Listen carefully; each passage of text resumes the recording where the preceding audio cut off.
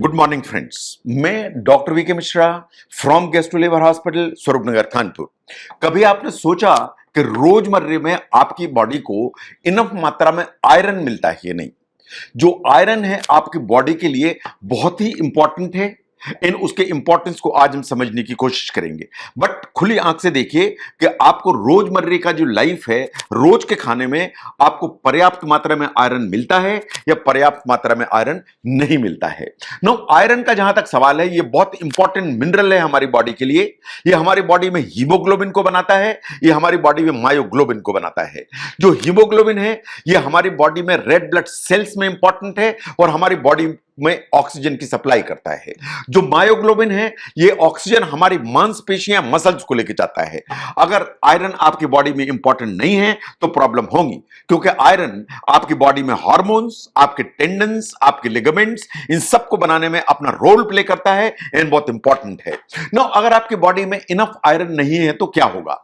शुरू में आपको कुछ भी फर्क समझ में नहीं आएगा, इसलिए कि अगर आपकी बॉडी में एडिक्वेट आयरन नहीं है तो आपकी जो बॉडी है, जो स्टोर्स हैं, उनमें से आयरन निकाल लेती है। स्टोर्स कहां होते हैं? स्टोर्स मांसपेशियों में होते हैं, स्टोर्स लिवर में होते हैं। इनमें से आपकी बॉडी आयरन को निकालती है, लेकिन स्टेज ऐसी आएगी कि जो आयरन की सप्लाई है वो रन आउट हो जाएगी या कम हो जाएगी या खत्म हो जाएगी। अगर ऐसा होगा तो आपकी बॉडी में जो रेड ब्लड सेल्स हैं उनके बनने की स्पीड नीचे की तरफ आ जाएगी ये, और आपको एनीमिया डेवलप हो जाएगा।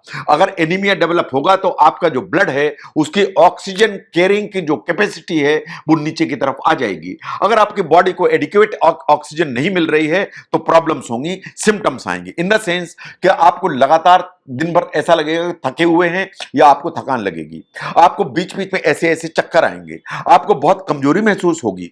लोग देख के कहेंगे कि आपकी जो स्किन है वो बहुत सफेद सफेद दिखाई दे रही है। आपकी जो हार्ट की रेट है या जो पल्स है वो तेज रहेगी, आपको पेल्पिटेशन महसूस होंगे, आपके हाथ जो ना ठंडे ठंडे हो जाएंगे। आपको लगेगा कि बिना किसी कारण के आपको बीच बीच में सर में दर्द होता है। इसके अलावा अगर आपको एडिक्वेट हीमोग्लोबिन नहीं है, ऑक्सीजन कैरिंग की कैपेसिटी कम है, तो आपकी जो डाइजेशन है वो आपको दिमाग नहीं होगा। तो इसके अलावा कुछ अलार्मिंग जो सिम्टम्स हैं जो आपको ध्यान देने की जरूरत है। अगर आपको एनीमिया परसिस्ट करता है तो आपका इम्यूनिटी का जो सिस्टम है वो वीक हो जाएगा एंड आपको बार बार इंफेक्शंस पकड़ेंगे। नंबर 2, आपको जो ब्रेन है उस पर फॉग या धुंध जैसी महसूस होगी। इन आपको ऐसा लगेगा कि आपके जो थॉट्स हैं या थॉट प्रोसेस है उसमें वो क्लैरिटी नहीं है जो उसमें होनी चाहिए। आपको ऐसा लगेगा कि आपकी जो मेमोरी है वो वीक हो गई है, इन लो मेमोरी में आप चल रहे हैं। इन आप जो छोटे बच्चे हैं अगर उनको एनीमिया है, आयरन का लेवल कम है तो लर्निंग डिसेबिलिटीज डेवलप हो जाती हैं। नाउ आयरन की जो डेफिशिएंसी है वो एक्चुअली होती कहां से है? अगर आपकी जो डाइट है उसमें आयरन की मात्रा अप टू मार्क नहीं है, आप वो चीजें नहीं खा रहे हैं जिनमें आयरन एडिक्वेट है, तो आपको आयरन डेफिशिएंसी एनीमिया डेवलप हो जाएगा। द सेकंड स्टेज इज कि आप खा तो पर्याप्त रहे हैं लेकिन आपका जो डाइजेशन है आपकी इंटेस्टाइन में है उसमें प्रॉब्लम है एंड वो एडिक्वेट आयरन को एब्जॉर्ब नहीं कर पा रही है या खींच नहीं पा रही है, तो आपकी बॉडी में आयरन कम हो जाएगा और आयरन डेफिशिएंसी एनीमिया डेवलप हो जाएगा। नंबर 3, अगर आपकी इंटेस्टाइन में कहीं से भी ब्लड लीक करता है तो आपको आयरन डेफिशिएंसी एनीमिया डेवलप हो जाएगा। महिलाओं में अगर पीरियड्स में ब्लीडिंग ज्यादा है तो भी आयरन डेफिशिएंसी एनीमिया डेवलप हो जाएगा। जैसे आप एज करते हैं, आपकी एज बढ़ती है, आयरन की कमी होने की संभावना हमेशा बढ़ जाती है। अगर आपको आदतन कम खाना खाने की आदत है तो भी हमेशा इस चीज का डर रहता है कि आपको आयरन डेफिशिएंसी एनीमिया ना हो जाए। नो, आयरन कितना चाहिए आपको? जो एडल्ट मेल्स हैं उनको रोज चाहिए 8 milligram per day, 8 milligram per day चाहिए एडल्ट मेल्स को रोज। जो फीमेल्स हैं जो 19 से 50 साल की उम्र के बीच की, इनको रोज अप्रॉक्सीमेटली 18 मिलीग्राम पर डे चाहिए, यानी पुरुष से लगभग 2 गुना चाहिए। जो प्रेगनेंसी है उसमें 3 गुना चाहिए, यानी 27 मिलीग्राम पर डे की जरूरत पड़ती है। जो फीमेल्स हैं जो जिनकी एज 50 के ऊपर है उनको ऑलमोस्ट उतना ही चाहिए जितना मेल्स को चाहिए। इसका मतलब यह है कि जब तक पीरियड्स हो रहे हैं फीमेल्स को तो आयरन का रिक्वायरमेंट हमेशा पुरुषों की तुलना में डबल है, बट पीरियड्स बंद होने के बाद उन्हें ऑलमोस्ट उतना ही आयरन चाहिए जितना पुरुषों को भी चाहिए। नो, कहां से मिलेगा आपको? अगर आप वेजिटेरियन हैं तो आपकी जो बॉडी है जो अगर आप वेजिटेरियन हैं तो आपको उन चीजों से मिलेगा जो ग्रीन वेजिटेबल्स की कैटेगरी में आते हैं। लेकिन यह बात बिल्कुल सही है कि जो एनिमल प्रोटीन में जो आयरन होता है, लाइक फिश है, चिकन है, मीट है, उनसे आयरन जितना आसानी से आपकी इंटेस्टाइन एब्जॉर्ब कर सकती है उतना आसानी से वेजिटेबल डाइट से नहीं कर सकती है। जो वेगन्स हैं ऑल द मोर वो ज्यादा रिस्क में होते हैं, उनको कहीं आयरन डेफिशिएंसी डेवलपमेंट होने पाए। लेकिन जैसे जो सिट्रस फ्रूट्स हैं वो इंपॉर्टेंट हैं, क्यों जो आयरन के एब्जॉर्प्शन है उसमें विटामिन सी हेल्प करता है। तो इसलिए वेराइटी ऑफ वेजिटेबल्स लीजिए, फ्रूट्स लीजिए, इन ऑल ग्रीन वेजिटेबल्स हैं वो सबसे ज्यादा मदद करते हैं। जो चीजें आपको मदद करती हैं उनको ध्यान से देखिए। जो बीफ लिवर है वो हाईएस्ट सोर्स है आयरन का। जो लीन मीट्स है उनमें भी आयरन ठीक मात्रा में है। जो सी फूड है उसमें आयरन ठीक मात्रा में है। जो पोल्ट्री आप इस्तेमाल करते हैं उसमें भी आपको आयरन ठीक मात्रा में मिलता है। नो वेजिटेरियंस को अगर हम देखें, आप राजमा खाएं उसमें आयरन है। जो आप दालें लेंटिल्स खाते हैं उनमें आयरन है। पालक है, केल है, बथुआ है, मेथी है, जितनी हरी पत्तेदार सब्जियां हैं सब में आयरन ठीक मात्रा में है। चुकंदर है उसमें आयरन ठीक मात्रा में है।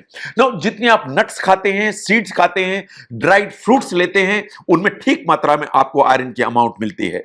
कुछ चीजें हैं जो इंपॉर्टेंट हैं, जैसे आप गुड़ खाते हैं आपको ठीक मात्रा में आयरन मिलता है। आप अनार खाते हैं उसमें ठीक मात्रा में मिलता है। चुकंदर आप खाते हैं ठीक मात्रा में मिलता है। आप खजूर खाते हैं उसमें आपको ठीक मात्रा में मिलता है। ये कुछ ऐसी चीजें हैं जो आपको ठीक मात्रा में आयरन प्रोवाइड करने की ताकत रखती हैं। लेकिन अगर आपने डाइट में परिवर्तन किया फिर भी आपको आयरन ठीक मात्रा में नहीं मिल रहा है, आपकी बॉडी में आयरन की डेफिशिएंसी है या आयरन डेफिशिएंसी एनीमिया है, तो आपको सप्लीमेंट चाहिए। नो सप्लीमेंट तीन ही कैटेगरी में आएंगे, इन द सेंस कि आप टैबलेट्स के रूप में सप्लीमेंट ले सकते हैं, आप सिरप्स के रूप में सप्लीमेंट ले सकते हैं, आप इंजेक्शन के रूप में सप्लीमेंट ले सकते हैं। और अगर आप ये तीन सप्लीमेंट यूज करते हैं तो आपका आयरन का लेवल ऊपर जाएगा, एनीमिया करेक्ट होगा, तो ऑक्सीजन कैरिंग कैपेसिटी आपकी बेटर होगी, तो बहुत सारे सिम्टम्स आपके डिसअपियर हो जाएंगे। ओरल आयरन की अपनी प्रॉब्लम्स हैं। जब आप मुंह से आयरन ज्यादा मात्रा में लेते हैं तो पेट में ऐंठन मरोड़े आने का डर, कभी कब्जियत होने का डर, कभी जी मिचलाने का डर, कभी लूज मोशन का भी डर रहता है। इसलिए डॉक्टर से सलाह करके एडिक्वेट मात्रा में ही सप्लीमेंट लेने की जरूरत है। अगर ओवरडू करेंगे तो प्रॉब्लम क्रिएट होगी। जो प्रेग्नेंट फीमेल्स हैं उनको ऑन एन एवरेज जो आयरन है वो हमेशा ज्यादा लेने की जरूरत पड़ती है। अगर ऐसा नहीं है तो हमेशा ये डर रहता है कि जो लो बर्थ वेट बेबी कहीं ना हो जाए। तो जो बेबी की ग्रोथ है उसके लिए आयरन इंपॉर्टेंट है, अदरवाइज डेवलपमेंटल इश्यू भी होने का डर रहता है। ना जहां तक बेबीज का सवाल है या इन्फेंट्स का सवाल है, साइंस ऐसा मानती है कि 10% जो इन्फेंट्स हैं उनको इनफ मात्रा में आयरन नहीं मिलता। जो बर्थ वेट है अगर कम है तो ये रिस्क हमेशा ज्यादा होती है। तो इसलिए इन्फेंट्स को कभी आयरन सप्लीमेंट की जरूरत पड़ती है। तो आयरन बहुत इंपॉर्टेंट मिनरल है। आयरन इंपॉर्टेंट है हीमोग्लोबिन के लिए, मायोग्लोबिन के लिए। अगर हीमोग्लोबिन प्रॉपर नहीं है, आपकी बॉडी में रेड ब्लड सेल्स की अमाउंट ठीक नहीं है, आपका हीमोग्लोबिन लो है, तो आपकी बॉडी के अंदर ऑक्सीजन कैरिंग कैपेसिटी कम हो जाएगी। अगर ऐसा होगा तो बहुत सारे सिम्टम्स आपको पैदा हो जाएंगे। तो आयरन सप्लीमेंट जरूर हो जाते हैं अगर आपकी बॉडी में आयरन डेफिशिएंसी एनीमिया है। तो आयरन क्यों इंपॉर्टेंट है, आयरन डेफिशिएंसी एनीमिया क्यों हो जाता है और इसे कैसे करेक्ट किया जा सकता है, इन तीन चीजों को समझने में अगर ये वीडियो हेल्प करता है तो जरूर शेयर करें। मैं doctor VK Mishra from gastro liver hospital, Swaroopnagar, Kanpur. Thank you very much.